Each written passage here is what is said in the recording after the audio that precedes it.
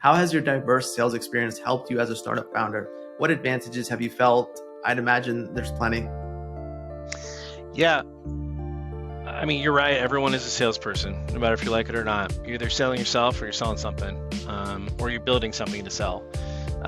So I would have to say that, for everybody that is a young entrepreneur, or those that are thinking about starting their own business, or even those that are trying to figure out what their path is, my feedback is always start at the bottom, start as an SDR. SDRs tend to figure things out, and you really build this scar tissue around the no. I'm joined by Erik Kostelnik, CEO and co-founder of Postal, an offline engagement platform that's raised $46 million, and in its 2 year of existence has garnered over 600 B2B customers like Yelp, Cisco, and Seismic. Erik, thanks for your time today. I've got 5 questions for you. What do you say? Should we knock them out? I'm ready. I appreciate it, man. The start of Postal's offline engagement platform is rooted in 2019, when you set out to automate the handwritten note. I find that interesting because you've gone on to say that in retrospect, taking on direct mail from the jump was actually a mistake. As a new entrant, it was a massive undertaking, considering you had to service a B2B customer, service the end receiver, while also managing the logistics of direct mail.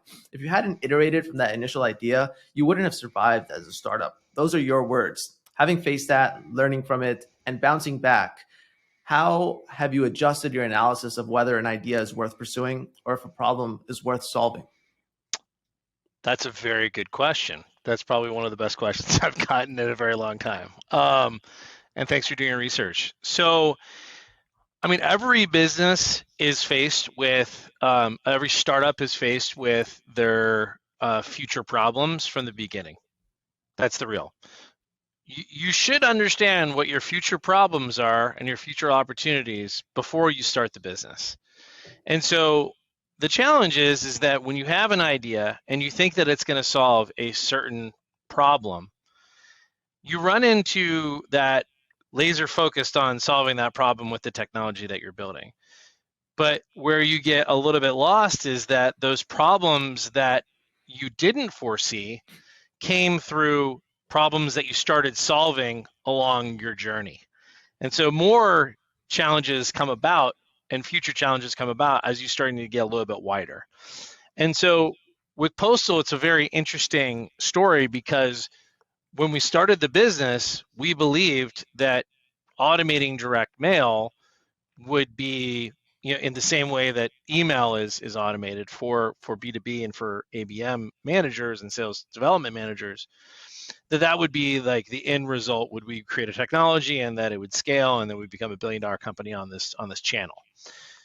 But as we got into it, we got pulled in multiple different areas and things change, like a pandemic where people start working from home, or you find companies that want to send more things than just a direct mail piece. And you start getting pulled into areas of business that you had not foreseen in the future.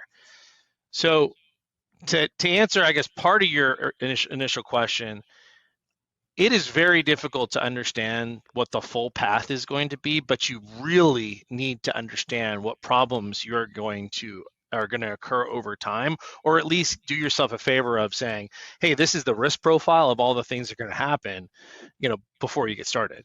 And I think we've done a nice job of that in Postal, because they start to figure out more problems. You go, okay, these are the areas of the business that we want to focus, and here are different areas that we can pivot into in order to create value for customers.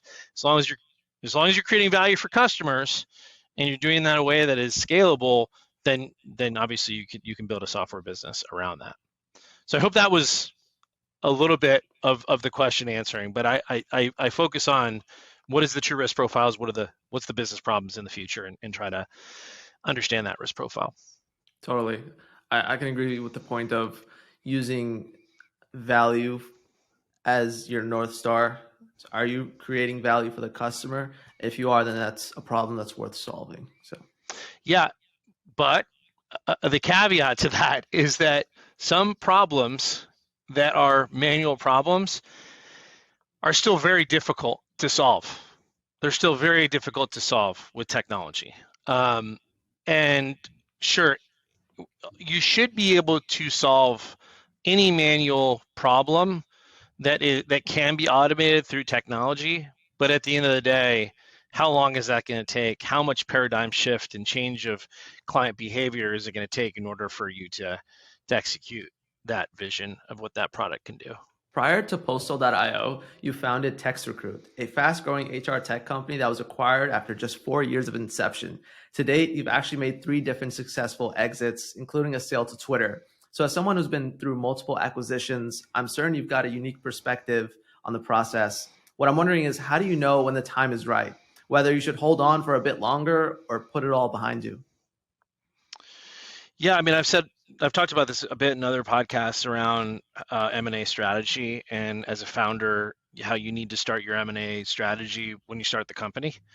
This is a very important piece, I think, for your listeners, is that your M&A strategy and your understanding of where your exits are really needs to start at the beginning of the start of the company, because you need to build relationships with those acquirers and with those industries and categories along the way. You can't just be done and say, "Oh, I'm done. I'm ready to sell," or you get an offer for somebody, and you don't have the relationships built with other businesses in that same category, and you ultimately don't create the maximum shareholder value.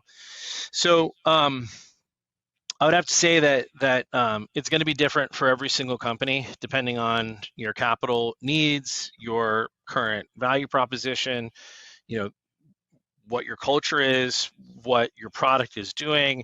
It's going to be different. And some businesses, by the way, are built to sell. They're just built to sell. They're just never going to be a $1 billion company. The businesses that I've been a part of that have sold in the past, I would say that they were built to sell. And they had an opportunity to be $1 billion companies at some point, when we started the venture, but ultimately, it ended up that we were stronger as a part of other businesses. And that's really the model of M&A. It's do you believe that you can do more with others? And you can be stronger with a partner who, instead of a venture partner, a business partner that can take your solution and give you more distribution and create better unit economics and greater shareholder value as a part of that organization. And it just happens the businesses I've been with before were those type of businesses. Postal seems to be a bit of a different beast in that I do believe that this actually has the opportunity of being a $1 billion company, and we're following kind of the same path as some of the larger technology companies out there that have come about over the last 10 years. The only challenge that Postal faces is that we haven't been able to see a bright, shiny day yet since we found it. We were launched in the pandemic, and now we're going through recession. So, in some aspects, you have to look at what your market conditions are and your availability of capital in order to make those decisions as well. Which sometimes you get pushed in that position because of those things you can't control. So we'll see. Yeah, I'm certain that the environments that Postal has faced has kind of birthed a very resilient startup, though. So the best businesses are built in recessions. If you take a look at those companies that have been market leaders, including HP, Microsoft, Google, Slack, these businesses were started during recessionary periods. So I believe that it's just part of the Postal DNA to be resilient and to be fighters, but it's sure nice to be selling during sunnier times. I've noticed a number of startups will add on an agency leg to their business, similar to how you've done when you've created Paper Plane for Postal. Agencies can be pretty profitable, and I'd imagine the cross-selling between agency and software makes for an attractive business model. However, some founders will argue it deviates you from your core competency and mission. What was your justification for building an internal agency? Why not go the route of partnering with an agency that's already established? Great question. Paper Plane we were pulled into the Paper Plane world. We were pulled into building an agency, a creative agency. And the reason is the same reason we were pulled into, building stuff and managing stuff for our clients, branded promotional materials, personalized items, and finding all those vendors in the world that actually have that stuff and can give our customers that stuff. So really what Paper Plane is a triage. We have customers that say, hey, I want to do all these amazing different campaigns throughout the year, and we want one place to go to. We want to have Postal manage our front end of the sending and attribution and budget management and order tracking and integrations. And then we want Postal also to be able to house and warehouse our stuff. And then we also want Postal to help us with the curation of these different campaigns. And so as we started going up market into enterprise, that is how we got pulled into creating an offering that our customers wanted. And the fact is that paper plane is very much now that business that we tried to create with other agencies. So we actually did, before we created Paper Plane, I said, hey, let's go to all the top agencies in the world and see if we can't partner with them and provide them our customers to do these campaigns with, create some stuff, and then ultimately Postal will benefit because all that inventory and all that management of sending goes through our platform. That was not the case. Agencies actually looked at us as competitor. So those agencies are actually, not only are they curating the stuff, but they're actually also manually sending all this stuff. So it's part of their value proposition to actually take on that responsibility. And so we were going to, in effect, challenge their model and take revenue away from them. So we inherently had to create our own, and we were able to build that team from folks that are experienced in the agency world. And now, luckily we're working with great distributors and great suppliers, and we've got a team of very capable, creative folks that help our customers make all the unique things that they want to make. Sure. So that's interesting. It was out of necessity, but it was also out of that North Star that we spoke about earlier, serving value to the customer. So correct. And we tried to partner with agencies, but they didn't want to partner with us. So we did ourselves. Yeah. Sales, it's everywhere, regardless of your industry or profession. If you want to get far in whatever it is that you're doing, you have to know how to sell. It's that art of persuasion, knowing how to get your way and stopping at nothing to reach your goals. Prior to going the entrepreneurial route, you were a sales guy yourself with leadership positions at different companies. At one point, you were selling cars. At another point, you were the head of sales at Reich. How has your diverse sales experience helped you as a startup founder? What advantages have you felt? I'd imagine there's plenty. Yeah. I mean, you're right. Everyone is a salesperson, no matter if you like it or not. You're either selling yourself or you're selling something, or you're building something to sell. So I would have to say that, for everybody that is a young entrepreneur, or those that are thinking about starting their own business, or even those that are trying to figure out what their path is, my feedback is always start at the bottom, start as an SDR. SDRs tend to figure things out, and you really build this scar tissue around the no.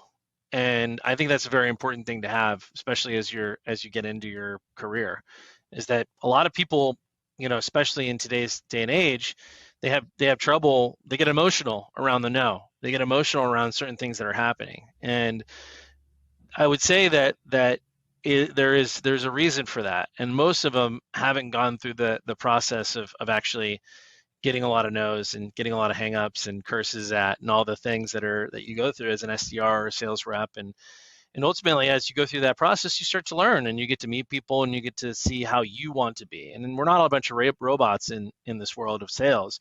Sure, there's a lot of similar sales strategies and methodologies, but all of us are unique people and people buy from people. And I think that will continue. I truly believe that even with all this PLG motion, I think companies still want to buy from people. And so that being said, you really need to understand how people work, and you need to understand how those people are actually creating value and how you create value for those people. And so for us, for me and for my sales teams that I've managed in the past, I just look at it and just make sure everyone understands that a no is a yes, and that's okay. Build scar tissue around it, understand how to get to a yes, and the more yeses you get, the better you can be. And that's obviously sales, what it is. For sure, yeah. Sales definitely accelerates the development of thick skin, which is very necessary. Oh yeah. There's so much going on with Postal, and I think that stems from your mantra of building software that can move with you. Being able to make quick iterations until you're able to figure out the one thing that will strike a unique product market fit and skyrocket revenue. Something you've labeled radical experimentation. While that kind of iteration is powerful for startups, it's also important to make sure you maintain focus on the right things. What guides you through iteration? How do you know what should change, what isn't worth changing? Is it your sales team that supports those decisions because they're having the most conversations with prospective customers? Yeah, so there's a little bit of all of them. There's all there, and as an entrepreneur and like as a prior sales guy, I'm always going to be I'm always going to be like more in the sales trenches and listen to what our prospecting team is doing. So our new business team, I'm always hearing what they're hearing. I'm talking to them about what they're learning in these conversations. Because we're an emerging category, you have to figure out actually what problems we're solving. Maybe they're the ones that we haven't even thought of in the sales process before.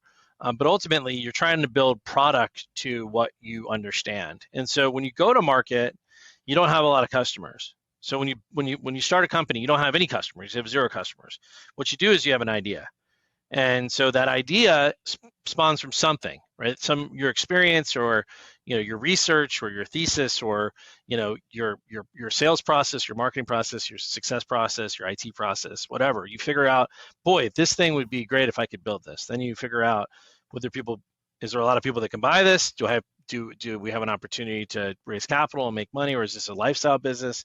And then you kind of move forward throughout that evaluation. And I've got tons of material on my LinkedIn about that process. But when you think about radical experimentation, that is so true throughout your whole entire product journey, is that you want to experiment in different areas that are either tangential or aligned with what your core product offering is. And if you can experiment around that core product offering, then sometimes you can actually find another path that might be faster and larger and better for your company. But if you're not experimenting, then you're subscribed to only doing what your original vision was, and a lot of times that's not going to work. So in order to experiment, you got to listen to your salespeople, you got to listen to your customer success people, you got to be in your support queue to see what support is hearing, right? Because people are getting hung up on things. You got to iterate and move. But ultimately, you have to listen to your customer base, and you have to really understand where do they see value and how can you build a value. Erik, appreciate your time. Any final thoughts? No, this was great, man. Thanks for the time. Thanks, Erik. Talk soon.